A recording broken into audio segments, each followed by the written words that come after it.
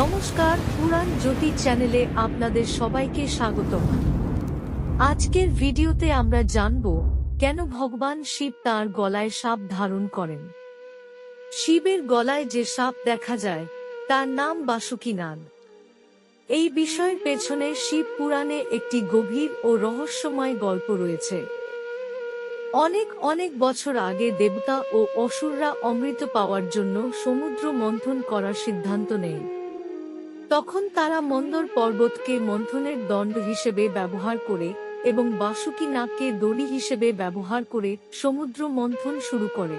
দেবতা ও অসুররা যখন সমুদ্র মন্থন করছিল তখন হঠাৎ করে সমুদ্র থেকে এক ভয়ঙ্কর বিষ বেরিয়ে আসে।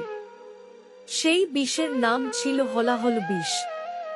এই বিষ এতই শক্তিশালী ছিল যে তা পুরো পৃথিবীকে ধ্বংস করে দিতে পারত। বিষ বের হওয়ার পর দেবতা ও অসুররা সবাই খুব ভয় পেয়ে যায়। তখন তারা ভগবান শিবের কাছে সাহায্যের জন্য যায়। তারা শিবকে প্রার্থনা করে পৃথিবীকে রক্ষা করার জন্য। ভগবান শিব তখন সমস্ত প্রাণী ও পৃথিবীকে বাঁচানোর জন্য সেই ভয়ঙ্কর হলাহল বিষ পান করার সিদ্ধান্ত নেন। তিনি সেই বিষ পান করেন, কিন্তু পার্বতী দেবী তাঁর গলা চেপে ধরেন যাতে বিষটি শরীরের ভিতরে না যায়। এই কারণে সেই বিষ শিবের গলায় আটকে যায় এবং তাঁর গলা নীল হয়ে যায়। তখন থেকেই শিবকে নীলকণ্ঠ বলা হয়। এই সময় বাসুকী নাগ শিবের শক্তি ও দয়ার প্রতি এতটাই মুগ্ধ হয়েছিল যে সে শিবের গলায় আশ্রয় নেওয়ার সিদ্ধান্ত নেয়। শিবও তাকে নিজের গলায় স্থান দেন। আরেকটি অর্থ বলা হয়, সাপ সাধারণত ভয়, ক্রোধ এবং অহংকারের প্রতীক। ভগবান শিব গলায় সাপ ধারণ করে দেখিয়েছেন যে তিনি সব ভয় ও বিষকে নিজের নিয়ন্ত্রণে রাখতে পারেন।